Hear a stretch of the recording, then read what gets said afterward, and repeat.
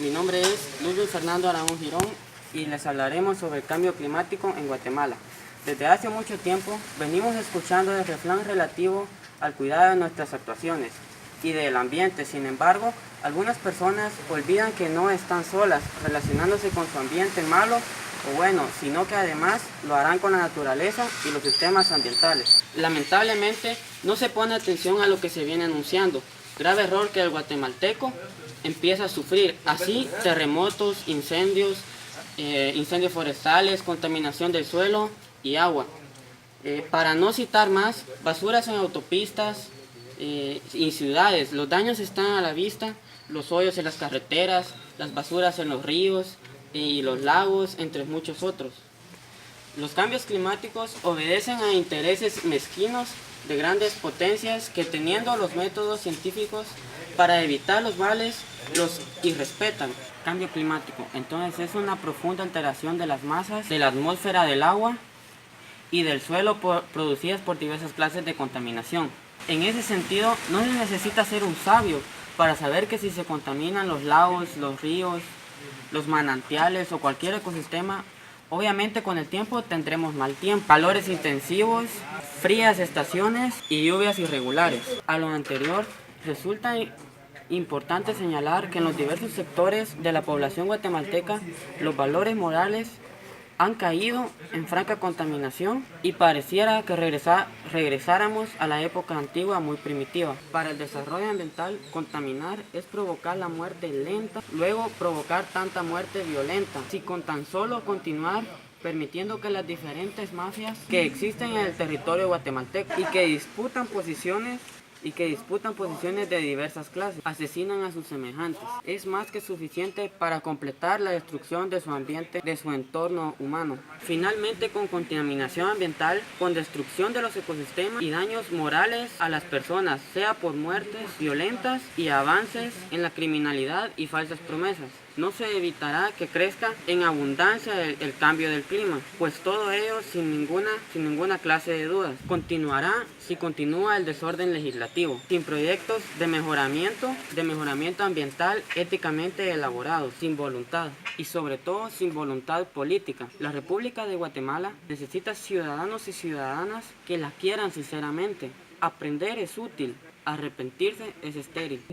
Si la temperatura avanza a 2 grados, los impactos podrían ser reversibles debido a escasez de agua que afectaría de 1 a 3.2 mil millones de personas, más debido principalmente a sequías y derretimiento de glaciares, inseguridad alimenticia para 400 millones de personas y disminución del 75% en el rendimiento de las cosechas de África, debido a ritmos elevados de evaporación causados por sequías más frecuentes en el continente y en otros lugares del mundo.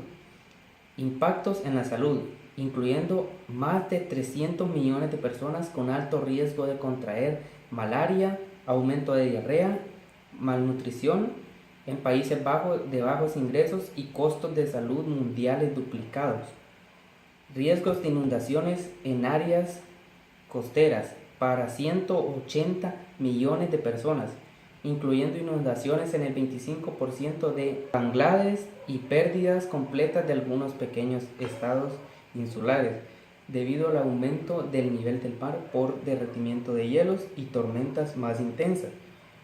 Efectos sobre la biodiversidad, incluyendo el riesgo o la extinción del 36% en especies terrestres para el año 2050, la pérdida de la mayoría de los arrecifes de coral tropicales y el 30% de comunidades de coral de los arrecifes restantes. ¿Cómo podemos mantener la temperatura por debajo de los 2 grados Celsius? Para mantener la temperatura global promedio por debajo de los 2 grados Celsius, es necesario reducir las emisiones de los gases de efecto invernadero, que al menos un 80% en 2050 respecto a los niveles de 1990. La reducción de los gases de efecto invernadero debe ser mayor respuesta política de los países desarrollados, quienes tienen la responsabilidad ineludible de liderar el camino hacia su futuro neutral del carbono, con el objetivo de mantener el incremento de la temperatura por debajo de los 2 grados Celsius. El clima se basa en un sistema muy complejo, por lo que el comportamiento es muy difícil de predecir. Para el estudio del clima hay que analizar los elementos del tiempo, como la temperatura, la presión, la humedad, las lluvias y los vientos. Son los datos más importantes que aparecen en los gráficos sobre el clima. Tipos de clima. Están los cálidos, los templados y el frío. En los cálidos están asociados como el tropical. Clima cálido. Las características del clima ecuatorial son especies, se producen la formación de inmensas nubes gracias al incremento de viento cálido y húmedo. Estas grandes nubes emiten lluvia cada tarde prácticamente, la que favorece la vegetación y la formación de grandes bosques. El clima tropical, la situación geográfica por el norte y sur del clima anterior dicho. La temperatura más baja que se puede ubicar en este clima es de 18 grados Celsius. Climas templados. El clima chino se podrá decir que se encuentra a medias entre el cálido continental y el lluvioso. Si vamos a otros países nos encontraremos unos veranos sumamente cálidos y húmedos e inviernos muy parecidos a los que disfrutan los países mediterráneos. El clima mediterráneo, lo que se destaca más de este tipo de clima es en los veranos, que se caracterizan por una gran sequía y altas temperaturas, y de hecho los inviernos aquí son suaves. Clima frío. El clima frío es extremo de casi todo el año, debido a que el sol en el horizonte de escasa altura y a las largas noches que en algunos casos pueden llegar a durar hasta 6 meses.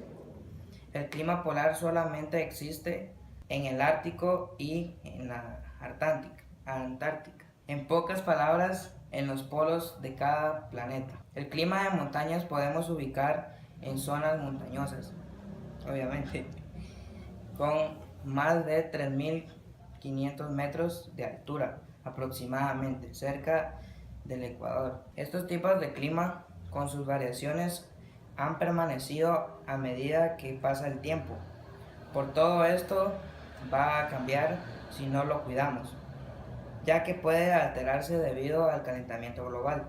Para evitar un calentamiento global o un clima peligroso, necesitamos reducciones rápidas acerca de producciones de gases de efectos de invernadero.